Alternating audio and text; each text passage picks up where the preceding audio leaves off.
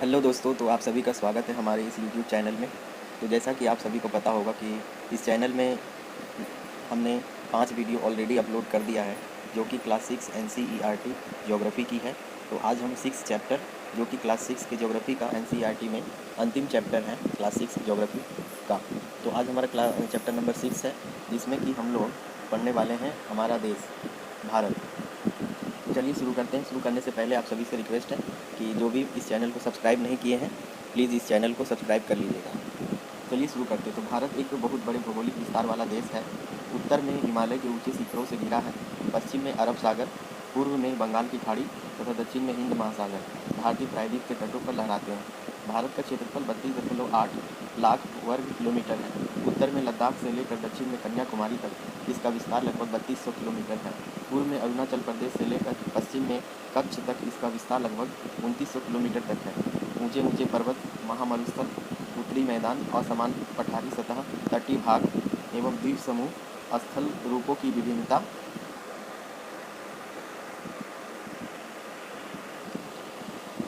को दर्शाते हैं। यहाँ जलवायु, वनस्पति, वन्य जीवों के साथ साथ भाषा एवं संस्कृति में भी भिन्नता है।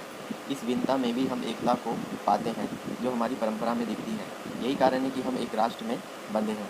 वर्ष 2011 में भारत की आबादी 120 करोड़ से अधिक हो चुकी है। ये चीन के बाद विश्व का दूसरा सबसे अधिक जनसंख्या वाला देश है, लेकिन भारत अभी जनसंख्या में प्रथम स्थान पर है। ये हमारा ओल्ड NCERT है। ठीक है, अब हम स्थिति के बारे में पढ़ेंगे कि भारत की स्थिति कितने अक्षांश और कितने देशांतर में ये भारत देश हमारा है। तो भारत उत्तरी गोलार्ध में स्थित है।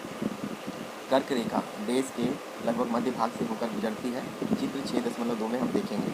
दक्षिण से उत्तर की भारत की मुख्य भूमि का विस्तार 8 डिग्री 4 मिनट उत्तर अक्षांश तथा 37 डिग्री 6 मिनट उत्तर अक्षांशों के बीच में है।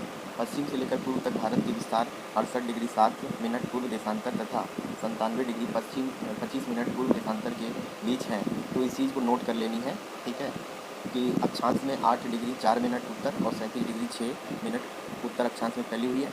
अगर हम देशांतर की बात करें तो ये 68 डिग्री 7 मिनट पूर्व और 97 डिग्री 25 मिनट पूर्व देशांतर के बीच में है। अगर हम विश्व को पूर्वी एवं पश्चिमी गोलार्ध में बांटते हैं तो भारत की स्थिति किस गोलार्ध में होगी? बहुत बड़े देशांतरी विस्तार लगभग 29 डिग्री के कारण यहाँ के दो छोर पर स्थित स्थानों के स्थानीय समय में बहुत अधिक अंतर हो सकता था। इस तरह की दूरी पर स्थित दो स्थानों के बीच का अंतर लगभग 2 घंटे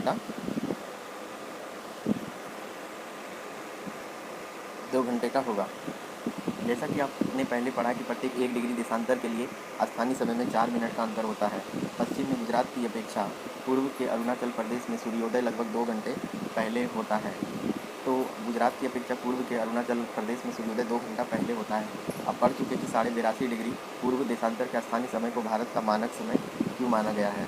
तो मानक समय से संबंधित प्रश्न जो है इसी NCERT क्लास 6 के अक्षांश और देशांतर वाले चैप्टर में दिया गया है। उसको भी मैंने बहुत ही अच्छे से समझाया है। आप चाहे तो आई कार्ड में दिए गए बटन से आप उस वीडियो तक जा सकते हैं। इस याम्योत्तर को भारत का मानक याम्योत्तर भी कहा जाता है। तो अब हम भारत के पड़ोसी देशों की बात करेंगे। तो जब हम भारत के पड़ोसी देश के बारे में बात करेंगे तो देखेंगे 7 देशों की स्थलीय सीमा इसकी सीमाओं से जुड़ी है। चित्र 6.1 से इन देशों का नाम का पता लगाइए। तो देखिए हमारा जो स्थलीय सीमा से जो देश जुड़ी है वो है चीन, और ये है नेपाल, यहाँ पर है भूटान, ठीक है, यहाँ पर है बांग्लादेश, और ये है हमारा पाकिस्तान, ये है हमारा अफ़गानिस्तान, ठीक है, और एक है म्यांमार जो स्थलीय सीमा से जुड़ी हुई है, ठीक है। और एक देश है जो श्रीलंका को पाक जल संधि के द्वारा। तो अब हम देखेंगे भारत का राजनीतिक चित्र। तो जब हम भारत के राजनीतिक चित्र की बात करते हैं तो इसमें हमारे जितने राज्य हैं उनको दिखाया गया है, ठीक है, और साथ ही देखिए ये हमारा अक्षांश रेखा सब दिखाई गई है, ये देशांतर रेखा दिखाई गई है, ठीक है। और यहाँ पर जो है इस मानचित्र में जो ये चिन्ह है ये अंतर्राष्ट्रीय सीमा को दर्शाता है, और राज्य सीमा और हमारा जो राजधानी शहर है नई दिल्ली उसे दिखाया गया है, और ये जो है राष्ट्रीय राजधानी दिल्ली को दिखाया गया है। आप इस पिक्चर में देखेंगे कि पूर्व में बंगाल की खाड़ी है और पश्चिम में अरब सागर है, और हमारा जो दक्षिण में है वो है हिंद महासागर, और जो उत्तर में है वो हमारा हिमालय यहाँ पर दिया गया है। चलिए नेक्स्ट पेज पे चलिए। नेक्स्ट पेज में हमें ये बताया गया कि इनमें से कौन कौन से देश हैं जिनकी सीमाएं समुद्र से नहीं हैं। दक्षिण में समुद्र में स्थित दो द्वीप श्रीलंका तथा मालदीव हमारे पड़ोसी देश हैं। देखिए, पाक जल संधि भारत को श्रीलंका से अलग करती है। अब यहाँ पर जो है भारत का भौतिक, राजनीतिक एवं प्रशासनिक विभाजन यहाँ पे दिखाया गया है। भारत एक विशाल देश है। प्रशासनिक क्रियाकलापों के लिए 28 राज्य एवं 8 केंद्र शासित प्रदेश है। तो क्योंकि ये हमारा ओल्ड NCERT है, इसलिए यहाँ पर ये डिटेल दिखाया गया है। लेकिन हमें पता है कि 29 राज्य है हमारा। ठीक है, अब हम नेक्स्ट पेज पे चलेंगे तो आप यहाँ पे देख सकते हैं, इसमें नदियाँ दिखाई गई है। पर्वतीय प्रदेश, पठारी प्रदेश और मैदानी प्रदेश को इस मानचित्र में दिखाया गया है। तो हमने देखा कि प्रशासनिक क्षेत्रों में बांटा गया है। दिल्ली भारत की राजधानी है। राज्यों का निर्माण मुख्यतः भाषाओं के आधार पर हुआ है। यहाँ पे देख लेते हैं जलोढ़ निक्षेप। ये नदियों के द्वारा लाई गई बहुत महीन मिट्टी होती है तथा नदी बेसिन में निक्षेपित कर दी जाती है। अब हम सहायक नदियाँ देखते हैं। एक नदी या सरिता जो कि मुख्य नदी में से किसी भी तरफ से आकर मिलती है तथा अपने जल को मुख्य नदी में विसर्जित करती है, ऐसी नदियों को हम सहायक नदियाँ कहते हैं। भौतिक विभाजन। भारत में पाई जाने वाली भौतिक आकृतियाँ विभिन्न प्रकार की है, जैसे कि पर्वत, पठार, मैदान, तट तथा द्वीप समूह। उत्तर में बर्फ से ढका हिमालय संतरी का कार्य करती है। हिम प्लस आलय का मतलब होता है बर्फ का घर।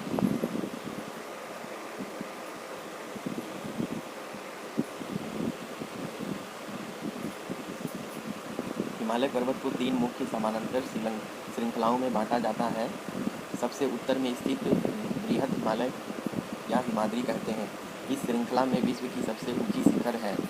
मध्य हिमालय या हिमाचल हिमाद्री के दक्षिण में स्थित है। बहुत से लोकप्रिय पहाड़ी स्थान यहाँ स्थित हैं। 5 पहाड़ी स्थानों के नाम का पता लगाइए। शिवालिक सबसे दक्षिण में स्थित श्रृंखला है। हिमालय के दक्षिण में भारत का उत्तरी मैदान स्थित है। ये मैदान समतल तथा सपाट है। ये मैदान सिंधु, गंगा, ब्रह्मपुत्र तथा इनकी सहायक नदियों के द्वारा लाए गए जलोढ़ निक्षेपों से बने हैं।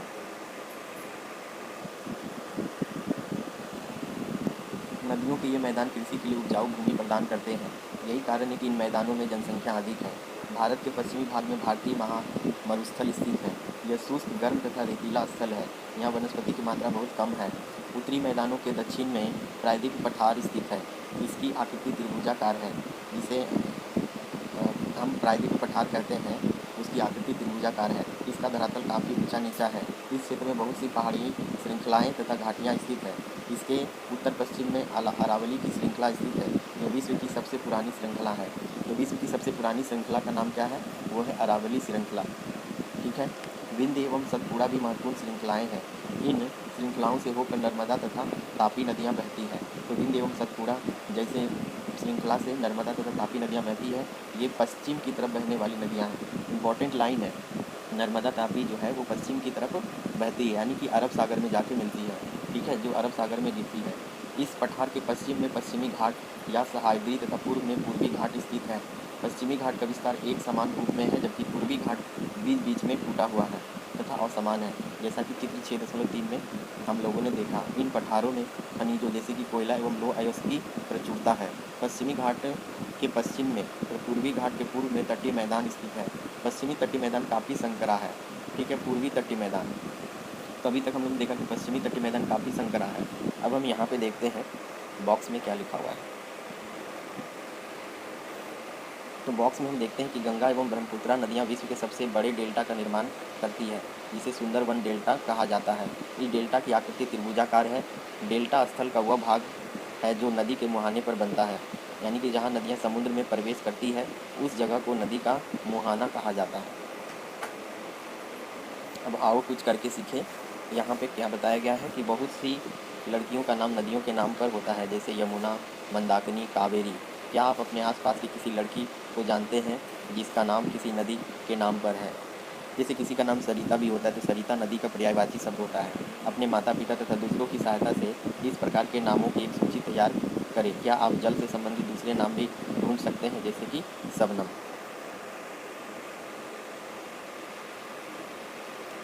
चलिए हम यहाँ पे एक बॉक्स है, इसे पढ़ लेते हैं। प्रवाल क्या होता है? छोटे समुद्री जंतुओं के कंकाल है, जिसे पॉलिप कहा जाता है। जब जीवित पॉलिप मरते हैं तब उसका कंकाल बच जाता है।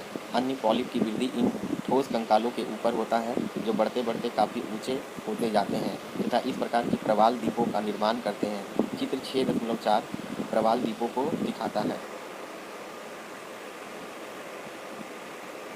चलिए अब हम नेक्स्ट पेज पे चलते हैं।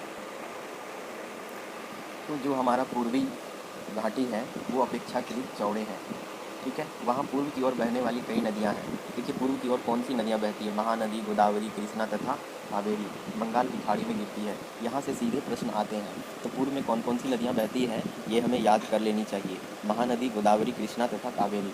ये नदियाँ अपने मुहाने पर उपजाऊ डेल्टा का निर्माण करती है। बंगाल की खाड़ी में गंगा एवं ब्रह्मपुत्रा नदियों के मुहाने पर सुंदरबन डेल्टा है। तो किस नदी के किनारे पर सुंदरबन डेल्टा स्थित है? तो गंगा और ब्रह्मपुत्रा जब बंगाल की खाड़ी पर गिरती है तो ये सुंदरबन डेल्टा का निर्माण करती है। ये हमारा प्रवाल का चित्र है, ठीक है, जो 6.4 चित्र में दिखाया गया है।